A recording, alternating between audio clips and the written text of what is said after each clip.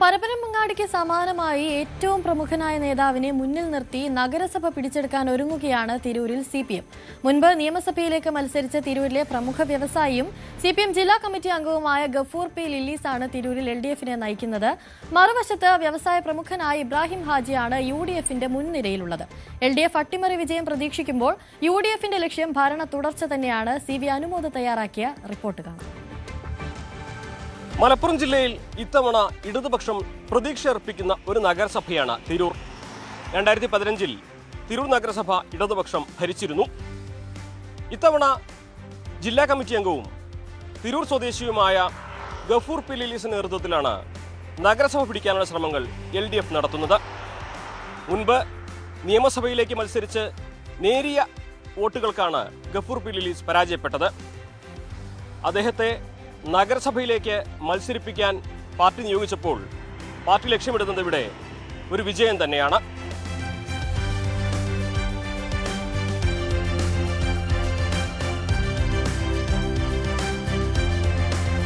നമ്മളെ സംബന്ധിച്ചിടത്തോളം നമ്മൾ കമ്മ്യൂണിസ്റ്റ് പാർട്ടിയുടെ പ്രവർത്തകരാണ്. പാർട്ടി ഏൽപ്പിക്കുന്ന ഏത് ചുമതലയും അത് പാർലമെന്ററി രംഗത്തായാലും സംഘടനാ രംഗത്തായാലും അത് നിറവേറ്റുക എന്നുള്ളതാണ്. നേരത്തെ പാർട്ടി നിയമസഭയിലേക്ക് മത്സരിക്കാൻ പറഞ്ഞു, അതനുസരിച്ചു. അതിനുശേഷം പാർട്ടി പ്രവാസി വെൽഫെയർ ബോർഡിൻ്റെ ചെയർമാൻ സ്ഥാനം ഏറ്റെടുക്കാൻ പറഞ്ഞു, അത് അംഗീകരിച്ചു. ഇപ്പോൾ പാർട്ടി വീണ്ടും പറയുന്നു തിരൂർ മുനിസിപ്പാലിറ്റിക്ക് നേതൃത്വപരമായിട്ടുള്ള പങ്ക് വഹിക്കാൻ താങ്കളുടെ കൂടി കോൺട്രിബ്യൂഷൻ ഉണ്ടാവണമെന്ന്. അപ്പോൾ അതിൻ്റെ ഭാഗമായിക്കൊണ്ടാണ് ഇപ്പോൾ ഇവിടെ മത്സരിക്കാൻ തയ്യാറായിട്ടുള്ളത്. കഴിഞ്ഞ തിരൂർ മുനിസിപ്പാലിറ്റി രൂപം കൊണ്ടതിന് ശേഷം ഏതാണ്ട് 15 വർഷക്കാലം മാത്രമാണ് ഇടതുപക്ഷം വിജയിച്ചിട്ടുള്ളത്.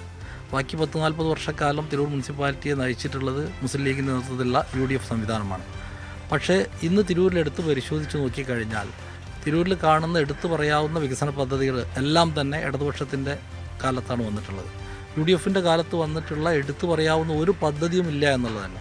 മാത്രമല്ല കഴിഞ്ഞ 5 വർഷക്കാലമായിക്കൊണ്ട് തിരൂരിൽ അധികാരത്തിലിരിക്കുന്ന മുസ്ലിം ലീഗിൻ്റെ കൗൺസിൽ അവരുടെ തെരഞ്ഞെടുപ്പ് പ്രകടന പത്രികയിൽ 119 ഇനങ്ങൾ പറഞ്ഞിട്ടുണ്ടായിരുന്നു. ആ 119 തെരഞ്ഞെടുപ്പ് പ്രകടന പത്രികയിൽ പറഞ്ഞിട്ടുള്ള ഇനങ്ങളിൽ 2 കാര്യങ്ങളാണ് പ്രാബല്യത്തിൽ കൊണ്ടുവന്നത്.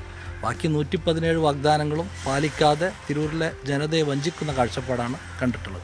UDFിൽ നോട്ടുകൾ ചോർന്നു കിട്ടുമോ? UDFിനകത്ത് വലിയ അഭിപ്രായ വ്യത്യാസങ്ങൾ നിലനിൽക്കുന്നുണ്ട്. പ്രമുഖരായിട്ടുള്ള ഒട്ടനവധി UDF നേതാക്കന്മാർക്ക് മുസ്ലിം ലീഗ് നേതാക്കന്മാർക്ക് സീറ്റ് നിഷേധിച്ചതിൻ്റെ ഭാഗമായിക്കൊണ്ടുള്ള വലിയ ആഭ്യന്തര കുഴപ്പം അവരുടെ അടുത്ത് നിലനിൽക്കുന്നുണ്ട്. 5 വർഷക്കാലം തിരൂർ മുനിസിപ്പാലിറ്റിയുടെ വികസന നായികയാണെന്ന് പറഞ്ഞുകൊണ്ട് അവതരിപ്പിച്ച ചെയർപേഴ്സൺ ഒരു പാവപ്പെട്ട സ്ത്രീക്ക് ഒരു വാർഡ് കൊടുക്കാൻ തയ്യാറായിട്ടില്ല. അവരെ ആദ്യം അന്നാരയിലേക്ക് കൊണ്ടുവന്ന് 31-ാം വാർഡിലേക്ക് അവിടെ സീറ്റ് കൊടുക്കുമെന്ന് പറഞ്ഞുകൊണ്ട് അവരുടെ ഫ്ലക്സ് ബോർഡുകൾ വെച്ചു. അവിടുന്ന് സീറ്റ് കൊടുത്തില്ല. പിന്നീട് ചെമ്പ്ര 9-ാം വാർഡിലേക്ക് അവരെ കൊണ്ടുവന്നു, അവിടെ ഫ്ലക്സ് ബോർഡ് വെച്ചു. അവിടെയും അവർക്ക് സീറ്റ് കൊടുത്തില്ല. ആ പാവപ്പെട്ട ആ സ്ത്രീ ഈ മുസ്ലിം ലീഗ് നേതാക്കന്മാരുടെ മുസ്ലിം ലീഗ് മുനിസിപ്പൽ നേതാക്കന്മാരുടെ തിട്ടൂരങ്ങളെല്ലാം തന്നെ അവരുടെ നാവിലൂടെയായിരുന്നു പുറത്തു വന്നിരുന്നത്. ആ പാവപ്പെട്ട സ്ത്രീക്ക് ഒരു സീറ്റ് കൊടുക്കാൻ പോലും തയ്യാറായിട്ടില്ല എന്ന് മാത്രമല്ല കറിവേപ്പില പോലെ അവരെ പുറത്തിടുന്ന കാഴ്ചയാണ് കണ്ടിട്ടുള്ളത്. അതുപോലെ തന്നെ ചെമ്പ്ര പ്രദേശത്ത് മുസ്ലിം ലീഗിൻ്റെ പ്രഗത്ഭരായിട്ടുള്ള ഒട്ടനവധി നേതാക്കന്മാരുള്ള സ്ഥലത്ത് പോലും ജനറൽ വാർഡിനകത്ത് കൊണ്ടുപോയിക്കൊണ്ട് ഒരു സ്ത്രീയെ ഒരു സ്ഥാനാർത്ഥിയാക്കിയിട്ടുണ്ട്. അത് വലിയ തെറ്റാണെന്നൊന്നും ഞങ്ങൾക്ക് അഭിപ്രായമില്ല. ജനറൽ വാർഡിൽ സ്ത്രീകൾക്ക് മത്സരിക്കാം. പക്ഷേ അതിനെതിരായിക്കൊണ്ട് മുസ്ലിം ലീഗിനകത്ത് വലിയ ആഭ്യന്തരമായിട്ടുള്ള വികാരങ്ങൾ നിലനിൽക്കുന്നുണ്ട്.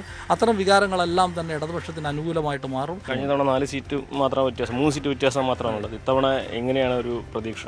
ഇത്തവണ ഏതാണ്ട് 30 സീറ്റോളം ഇടതുപക്ഷ ജനാധിപത്യ മുന്നണിക്ക് വലിയ ലീഡ് കിട്ടിക്കൊണ്ട് തിരൂർ മുനിസിപ്പാലിറ്റിയിൽ വിജയിച്ചു വരുമെന്നുള്ള നല്ല ശുഭപ്രതീക്ഷയാണ് ഞങ്ങളുള്ളത്. എല്ലാ വാർഡിലും പ്രതീക്ഷിക്കാത്ത വാർഡുകളിലടക്കം കടുത്ത മത്സരം നിലനിൽക്കുന്നുണ്ട്. എല്ലാത്തിനെയും പണം കൊടുത്തുകൊണ്ട് ജനാധിപത്യത്തെ വിലക്ക് വാങ്ങാമെന്നുള്ള ഒരു ധാരണയും ധാർഷ്ട്യവും മുസ്ലിം ലീഗിൻ്റെ നേതാക്കന്മാർക്ക് ഉണ്ടെങ്കിൽ അത് തിരൂരിൽ ഇത്തവണ നടപ്പിലാവുകയില്ല. ഇവിടെ നിങ്ങൾക്കെതിരായിക്കൊണ്ടുള്ള ഒരു വലിയ ജനവിരുദ്ധ ജനങ്ങളുടെ വലിയ രൂപത്തിലുള്ള പ്രതിഷേധം നിലനിൽക്കുന്നുണ്ട്. അത് ഇടതുപക്ഷത്തിന് അനുകൂലമായി മാറുമെന്നുള്ള ശുഭാപ്തി വിശ്വാസമാണ് ഞങ്ങൾക്കുള്ളത്.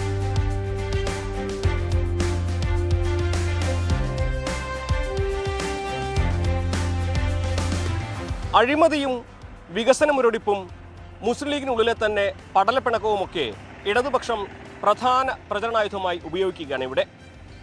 എന്നാൽ ഇതിനെല്ലാം മറികടന്ന് ഭരണം തുടരുക തന്നെ ചെയ്യുമെന്ന ആത്മവിശ്വാസമാണ് UDFിനുള്ളത്.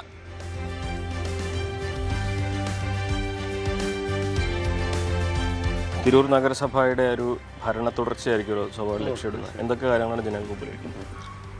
തിരൂർ നഗരസഭയുടെ കഴിഞ്ഞ ഈ 5 വർഷം UDF കൗൺസിലാണ് ഭരിച്ചത്. ഏറ്റവും നല്ല ശക്തമായ വികസനം കാഴ്ചവെച്ച കൗൺസിലാണത്. ഇതിൻ്റെ മുമ്പൊക്കെ നടന്ന കൗൺസിലിലും നല്ല ഒരു വികസനം കാഴ്ചവെച്ച കൗൺസിലാണ്. ആ ഒരു ഭരണ സംവിധാനം തുടർന്ന് മുന്നോട്ട് പോകുമെന്നുള്ളത് ഉറപ്പാണ്. തിരൂർ മുനിസിപ്പാലിറ്റിയെ സംബന്ധിച്ച് 38 വാർഡായിരുന്നു. ഇപ്പോൾ ഈ വാർഡ് വിഭജനവുമായി ബന്ധപ്പെട്ട് 40 വാർഡ് വന്നിട്ടുണ്ട്. 40-ൽ ഐക്യ ജനാധിപത്യ മുന്നണി തീർച്ചയായും ഒരു 30 വാർഡ് വിജയം ഏകദേശം ഉറപ്പാക്കി കഴിഞ്ഞിട്ടുണ്ട്. ആ 30 വാർഡോളം വിജയിച്ച് ഈ ഭരണത്തെ തുടർ ഭരണമായി മുന്നോട്ട് കൊണ്ടുപോകും. വിവിധ വികസന കാഴ്ചകൾ മുന്നിൽ കണ്ടുകൊണ്ട് തന്നെയാണ് ഈ ഭരണത്തെ മുന്നോട്ട് നയിക്കാൻ ഉദ്ദേശിക്കുന്നത്. മറുവശത്ത് ഗഫൂർ പിലീസിനെ മുന്നിൽ നിർത്തിയാണ് ഇടതുപക്ഷം പ്രചരണം നടത്തുന്നത്. അവർ മുന്നോട്ട് വയ്ക്കുന്ന ഒരു പ്രധാനപ്പെട്ട കാര്യം വികസന ഇല്ലായ്മയാണ് തിരൂരിലുള്ളത്. അതോടൊപ്പം തന്നെ കഴിഞ്ഞ തവണത്തെ ചെയർപേഴ്സണ് പോലും സീറ്റ് കൊടുക്കാത്ത രീതിയിൽ വലിയ അനൈക്യം ലീഗിൽ നിലനിൽക്കുന്നു. ഈ രണ്ട് കാര്യങ്ങൾ LDFന് ഗുണം ചെയ്യും എന്നുള്ളൊരു കാര്യമാണ് അവർ പങ്കുവയ്ക്കുന്നത്.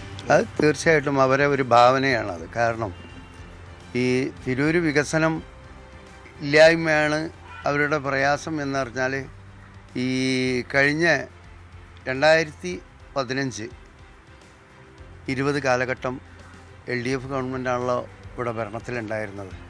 വിവിധ മുന്നണികളെ ചേർത്തൊരു സാമ്പാർ മുന്നണി ഉണ്ടാക്കിക്കൊണ്ട് ആ 5 വർഷം 2 ചെയർമാൻഷിപ്പ് മാറുകയും 4 വൈസ് ചെയർമാൻഷിപ്പ് മാറുകയും കസാലക്കളിയാണ് ഉണ്ടായിട്ടുള്ളത്.